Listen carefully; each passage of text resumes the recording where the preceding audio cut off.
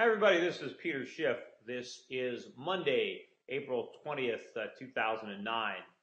First, a little bit about the markets today. I know the Dow took quite a hit, down close to 300 points, led down by the financials. And interestingly enough, before the market opened, Bank of America came out with better than expected earnings. And I was watching on CNBC, and many of the analysts seemed very excited by these earnings.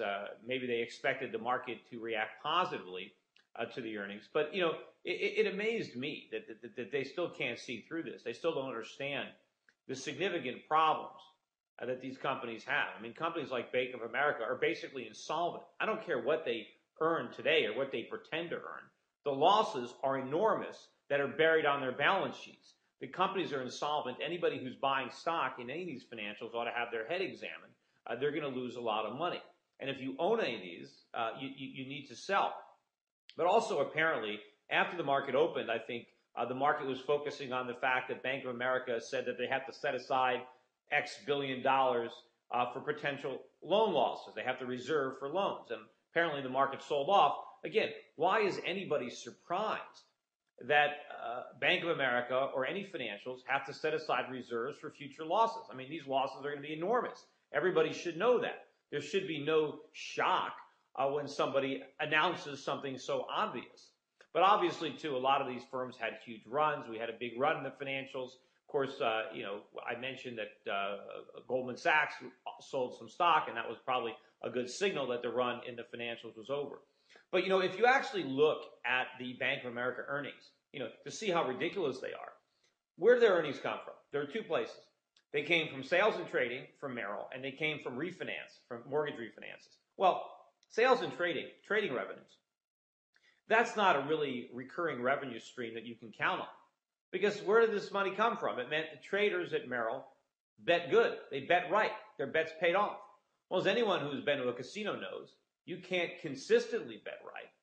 In fact, one of the reasons that Merrill lost so much in the past was because some of their bets that they made in the past ultimately turned sour, and short-term profits became long-term losses. How do we know they're just not doing that all over again? Then, when it comes to mortgage refinancing, well, obviously, every bank is making a lot of money doing refis because rates are at ridiculously low levels. The Fed is artificially suppressing interest rates, enabling people to refinance their mortgages. Now, this isn't going to be like this forever. This isn't business that Bank of America can count on quarter after quarter, year after year. This is only temporary. But also think about this. To the extent that Bank of America is refinancing their own mortgages that are on their books, if they had a mortgage that was paying 6%, and now they've refinanced it to 5%, even though they've earned a fee in the short run, in the long run, they took an asset that was paying 6%, and now it's only paying 5%. They're worse off. Their future earnings are being reduced because they're earning money doing refis. And of course, as interest rates ultimately rise, and now they have even lower yielding loans, they take a bigger hit. So again, this is actually bad news, but Wall Street will spin it as good news. But I think more importantly, what I really wanted to talk about today is this crazy editorial or op-ed that I read in the New York Times by Gregory Mencken, who's a Harvard professor and a former economic advisor to George Bush. And here's a guy who's got all the good credentials, right? A smart guy. I saw him on CNBC talking today. Much of what he said was accurate.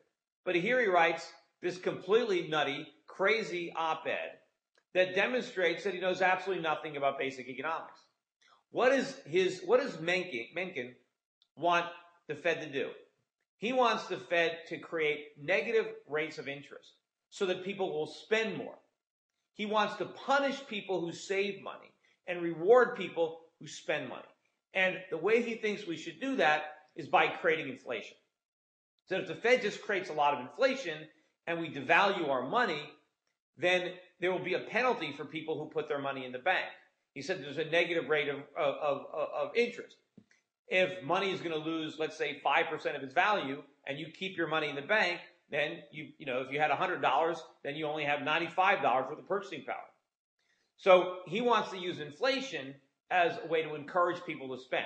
And he thinks that if we all rush out and spend, then we're going to generate their economic growth. And he thinks that a little inflation is a small price to pay. That yes, inflation is bad, but not nearly as bad as this recession. And if we just create enough inflation, then we won't have the recession anymore. We'll just have the inflation, which isn't as bad. Of course, this is all absolute nonsense. Economic growth, as I've said before, is not a function of spending money. Economic growth makes spending money possible, but you can't spend your way to growth. You can spend your way into bankruptcy, and we've done a pretty good job doing that. The problem is all the spending that took place in the last several years, that is the problem. We spent money we didn't have. We went into debt. What we need now is to save our money. We need to replenish our savings so that we can produce more and so we can get out of this hole. The last thing we want to do is destroy the savings we have left, but that's what inflation does. Now, if Menken's plan was, how can we goose the GDP in the short run at the expense of destroying our economy in the long run, then I guess his plan makes sense, because that's all it does. If we all run out and spend whatever money we have left, and then we count the spending in GDP, yes, we'll get a bump in GDP. But at what cost? It's like, let's assume you're stranded on an island, and maybe you've got a certain amount of food, maybe you got enough food for a month. And Menken's plan is, let's just pig out. Let's eat all the food right now. Well, okay, great. That's great for a day or two, but now there's no more food, and now you starve to death. We don't want to deplete our savings now just because we can get a boost in GDP. We want to save. We want to create economic growth. Now, sure, there is a short-term sacrifice as we all stop spending money and all that phony economic growth goes away and we rebalance our economy. That's the price we have to pay to get our economic house in order. What Menken doesn't want, he doesn't want us to pay a price at all. He just wants us all spending. He wants to encourage the reckless behavior that got us into this mess. And how can any economist advise that we deliberately create inflation, that we destroy capital, that we destroy savings, the most important ingredient in economic growth? We just destroy it. We punish people for doing the right thing. We tell them, don't save your money. Go out and spend it, because if you don't spend it, the government's going to steal that value away from you in inflation. And of course, once that gets out, that inflation genie is out of the bottle, we're never getting it back in. It's just going to accelerate. If we think that we can really buy economic growth with inflation, if we think, that it's worth it, that the trade-offs are worth it, why don't we go down to Argentina? Why don't we go down to Zimbabwe and say, hey, is it worth it? Is the short-term gain worth the long-term pain? How's inflation working out for you? It doesn't work. We need to save our money, and if it means a temporary drop in GDP, that's the price we pay. We need real economic growth. We don't need another fantasy.